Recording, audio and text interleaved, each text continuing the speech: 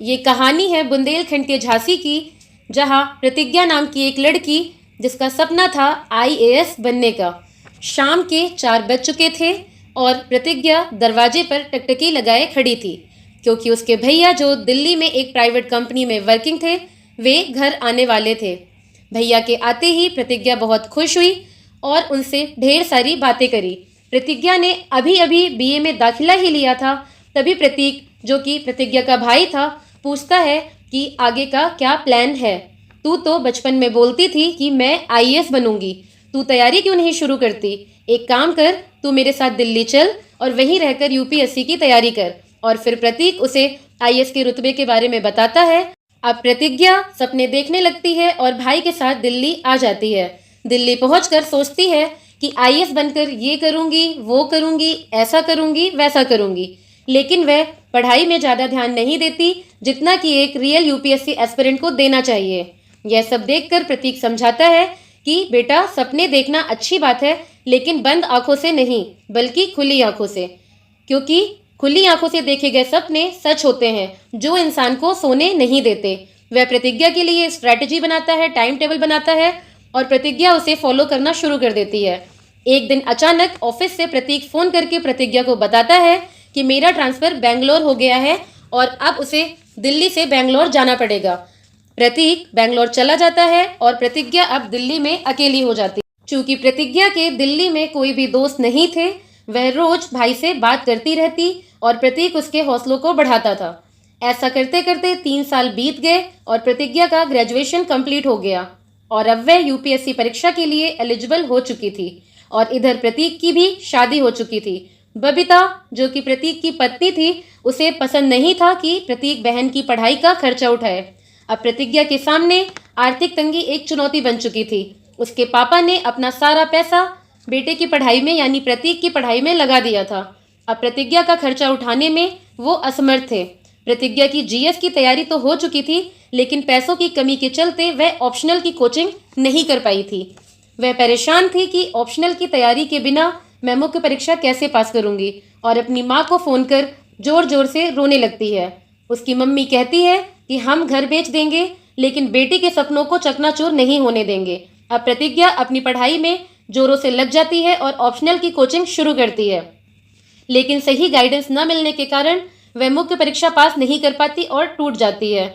उसके जहन में घर वाली बात बार बार आती है, क्योंकि घर बेच माँ बाप ने अपनी जिंदगी दांव पर लगा दी थी। जब यह बात उसके मामा को पता चलती है कि वह मुख्य परीक्षा में फेल हो गई है, तो उसे खूब ताने सुनाते हैं और कहते हैं कि ऐसी कौन सी पढ़ाई है जो माँ बाप को बेघर कर दे। वह जोर जोर से रोने लगती है। तभी उसकी माँ उसका हौसला बढ़ाते हुए जवाब देती है कि छोटे से घर के बदले हमारी बेटी हमें आईएएस वाला बंगला दे। जी हाँ, जिलाधिकारी का बंगला। प्रतिज्ञा यह शब्द सुनकर भावुक हो जाती है और उसी वक्त प्रतिज्ञा यह प्रण करती है कि यूपीएससी परीक्षा पास करके वह माँ की बातों को सच साबित करेगी। प्रतिज्ञा अब और भी ज़्यादा मेहनत में लग जाती है और अपने सीनियर्स की मदद से ऑप्शनल को स्ट्रॉन्ग करती है। वह पिछली भूल को दोहराना नहीं चाहती थी। इस बार प्रीलिम्स मेंस पास करके वह इंटरव्यू देती है और रिजल्ट का इंतज़ार कर रही होती है। तभी अचानक एक दिन घर से फ़ोन आता है कि उसकी माँ की तबीयत बिगड़ गई है और प्रतिज्ञा को झांसी आना पड़ता है। अब वह घर में माँ का ध्यान रख रही होती है। मम्मी उसे बार बार बोलती है कि तू चिंता मत कर, सब ठीक हो जाएगा, तू जरूर पास होगी, तुझे इस बार परीक्षा पास करके लोगों को जवाब देना है। माँ की तबीयत दिन ब दिन बिगड़ती जा रही थी और उन्हें हॉस्पिटल में एडमिट करवाना पड़ता है। चूँकि हॉस्पिटल का एक दिन का खर्चा 5,000 रुपये था। प्रतिज्ञा परेशान थी कि पैसे कहाँ से जुटाए, और इधर माँ के स्वास्थ्य में गिरावट जोरों से जारी थी और डॉक्टर साहब बताते हैं कि इसका एक ही इलाज है, वो है ऑपरेशन, जिसके लिए 2 लाख रुपए की ज़रूरत होगी। प्रतिज्ञा बेंगलोर भैया को कॉल करती है कि कुछ मदद मिल जाए। प्रतीक उसे पैसे के लिए हाँ कर देता है, लेकिन ये बात जैसे ही बबीता को पता चलती है कि वह घर पर 2 लाख रुपए भेज रहा है, वह सुनकर गुस्सा हो जाती है। उसे जरा भी पसंद नहीं था कि प्रतीक अपने घर वालों की आर्थिक रूप से मदद करे। वह प्रतिज्ञा को फ़ोन करती है और मना कर देती है। प्रतिज्ञा सुनकर रोने लगती है और उसे समझ नहीं आता कि वह करे तो करे क्या, कहाँ से पैसे लाए। बस एक ही उम्मीद थी, यूपीएससी का रिजल्ट। वह डॉक्टर से रोकर यह बात बताती है और उनसे विनती करती है कि आप मम्मी का ऑपरेशन करिए, 15 दिनों के बाद मेरा यूपीएससी का रिजल्ट आ जाएगा और अगर मैं उसमें पास हो गई तो आपके सारे पैसे लौटा दूंगी। डॉक्टर यह बात सुनकर हंसने लगते हैं कि बड़े बड़े महारथी भी इंटरव्यू से बाहर हो जाते हैं, लेकिन तुम तो सिर्फ बुंदेलखंड विश्वविद्यालय से बीए पास हो। प्रतिज्ञा फिर से रोने लग जाती है।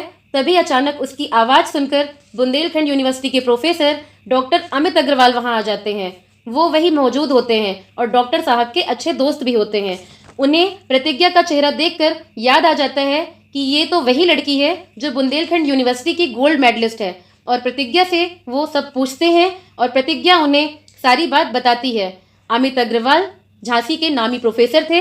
वे डॉक्टर साहब से बात करते हैं और उन्हें अपनी गारंटी में ऑपरेशन के लिए राजी करवा देते हैं। वे जानते हैं कि प्रतिज्ञा बुंदेलखंड यूनिवर्सिटी की होनहार स्टूडेंट थी। उन्हें पता था कि आने वाले रिजल्ट में प्रतिज्ञा का नाम यूपीएससी की पीडीएफ लिस्ट में जरूर होगा। एक जौहरी को ही हीरे की सही पहचान थी। अमित अग्रवाल के कहने पर प्रतिज्ञा की मां का ऑपरेशन हो जाता है और वह ठीक हो जाती हैं। प्रतिज्ञा प्रोफेसर को धन्यवाद देती है। अब सभी को रिजल्ट का इंतजार था।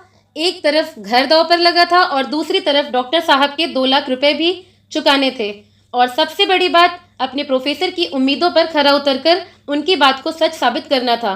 आखिरकार वो दिन आ गया और प्रतिज्ञा का फोन बजता है और अमित अग्रवाल बताते हैं कि प्रतिज्ञा, तुमने यूपीएससी की परीक्षा में टॉप किया है।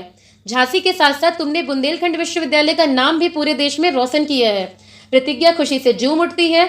मम्मी पापा सब बहुत खुश होते हैं और प्रतीक भी प्रतिज्ञा से माफी मांगता है और कहता है कि तूने बचपन के सपनों को सच कर दिखाया है।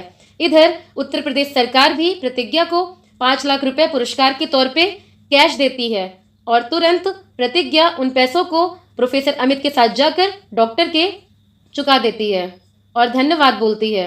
प्रतिज्ञा अब आईएएस बन चुकी थी और मम्मी के बंगले वाली बात सच कर दिखाया।